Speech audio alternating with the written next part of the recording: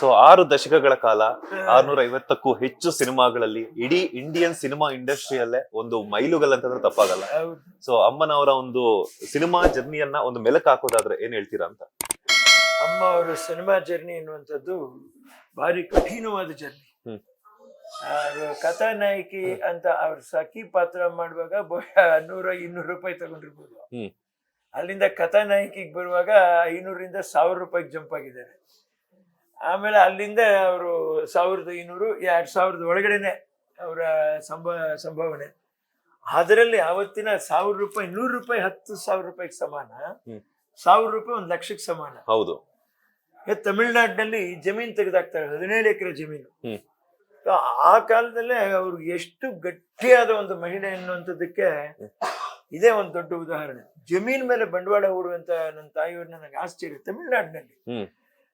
ಆಮೇಲೆ ಇಲ್ಲಿ ನೋಡಿ, ಈ ಭಾವನೆಗಳನ್ನ ನಾವು ಜನೋದ್ಧಾರಕ್ಕೆ ಉಪಯೋಗಿಸಿದ್ವಾ, ಸ್ವಾರ್ಥನ ಉದ್ಧಾರ ಮಾಡ್ಕೊಳಕೋ ಅದಕ್ಕೆ ಉಪಯೋಗಿಸಿದ್ವಾ?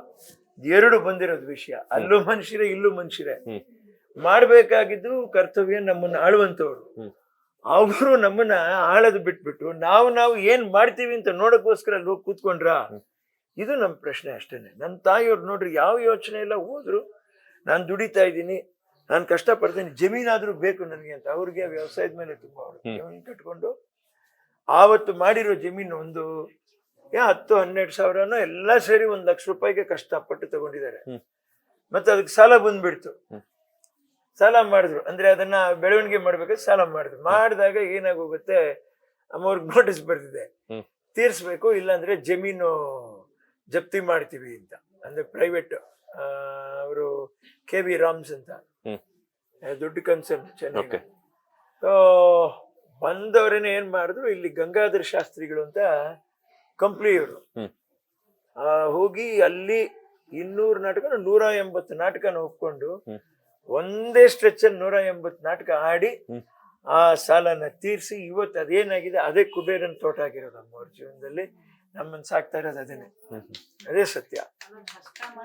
ಕಷ್ಟಪಟ್ಟವ್ರು, ತುಂಬಾ ಕಷ್ಟಪಟ್ಟವ್ರೆ, ತುಂಬಾ ಕಷ್ಟಪಟ್ಟಿದ್ದಾರೆ ನೋಡ್ರಿ. ಅಲ್ಲಿನೂ ನಾನೇನು ಹೇಳ್ತಾ ಇದ್ದೀನಿ, ಎಲ್ಲರಿಗೂ ನಾನು ಹೇಳ್ಕೊಡೋದು ಇಷ್ಟೇ ಅಂದ್ರೆ, ಮಾಡುವಂತ ಅಡಿಗೆನ, ತಿನ್ನುವಂತ ಆಹಾರನ ಹಂಚಿ ತಿನ್ರಿ, ಭೇದ ಭಾವ ಮಾಡಬೇಡ್ರಿ. ಒಂದು ಮನೆಗಳಲ್ಲಿ ಕೂಡ ಹೇಳ್ಕೊಳ್ಳೋದೇನು, ಇವತ್ತು ತಾಯಿಯವರು ನಾನು ಬಿಟ್ರೆ ಯಾರಿದ್ದಾರೆ ಫ್ಯಾಮಿಲಿನಲ್ಲಿ? ಯಾರು ಇಲ್ಲ. ಇಲ್ಲಿ ನನ್ನ ಜೊತೆಲಿರೋರೆಲ್ಲ ಇವರೇ ನಿನಗೆ ಸ್ವಂತದವರು, ಇವರೇ ಕಣ ನಿನಗೆ ಸಂಬಂಧ. ಯಾರು ಏನ್ ಮಾಡ್ತಾರೋ ಗೊತ್ತಿಲ್ಲ, ಕೊನೆ ನಿನ್ನ ಅಂತಿಮ ಸಂಸ್ಕಾರವರೆಗೂ ಅವ್ರು ಇರ್ತಾರೆ ನಿಮ್ ಜೊತೆಲಿ, ಪ್ರೀತಿಯಿಂದ ನೋಡ್ಕೋವ್ರು ಅಂದ್ಬಿಟ್ಟು ಅಷ್ಟೇ. ಹಂಗಾಗಿ ನಾನು ಹೇಳ್ತಾ ಇದ್ದೀನಿ, ಎಷ್ಟೋ ಜನ ನಾವು ನಮ್ ಸೇವೆ ಮಾಡೋರ್ನ ನಾವು ತರ ನಿಕೃಷ್ಟವಾಗಿ ಕಾಣಿಸ್ತೀವಿ. ಬಾ ಅಲ್ಲಿಡು ಹೋಗು, ಅದಾಗ್ಬಾರ್ದು. ಅವರು ಮನುಷ್ಯರೇ, ಅವ್ರನ್ನು ನಾವು ಪ್ರೀತಿಸ್ಬೇಕು, ಅವ್ರಿಗೂ ಒಳ್ಳೆ ಊಟ ಕೊಡಿಸ್ಬೇಕು. ಎಲ್ಲಿವರೆಗೂ ನನ್ನ ತಾಯಿಯವ್ರು ಹೇಳ್ಕೊಟ್ರು ಅಂದ್ರೆ, ನಿನ್ ಸಮಾನವಾಗಿ ಕೂರಿಸಿ ಊಟ ಹಾಕು, ನೋಡೋಣ ಅದೇನಾಗುತ್ತೆ ಅಂತ. ಆ ಮಟ್ಟಕ್ಕೆ ಇವತ್ತು ಅದಕ್ಕೇನೆ ನಾವು ನಿಂತಿರೋದು, ಓಡಾಡ್ತಿರೋದು, ಇಲ್ಲಾಂದ್ರೆ ಆಗ್ತಾ ಇರ್ಲಿಲ್ಲ. ಲೇಟೆಸ್ಟ್ ಹಾಗೂ ಇಂಟ್ರೆಸ್ಟಿಂಗ್ ಸುದ್ದಿಗಳಿಗಾಗಿ ಬಾಸ್ ಟಿವಿ ಕನ್ನಡ ಚಾನೆಲ್ನ ಸಬ್ಸ್ಕ್ರೈಬ್ ಮಾಡಿ, ಹಾಗೆಯೇ ಬೆಲ್ ಐಕಾನ್ ಪ್ರೆಸ್ ಮಾಡಿ. ಇದರ ಜೊತೆಗೆ ಫೇಸ್ಬುಕ್, ಇನ್ಸ್ಟಾಗ್ರಾಮ್, ಎಕ್ಸ್ ನಲ್ಲೂ ಮಿಸ್ ಮಾಡದೆ ಫಾಲೋ ಮಾಡಿ.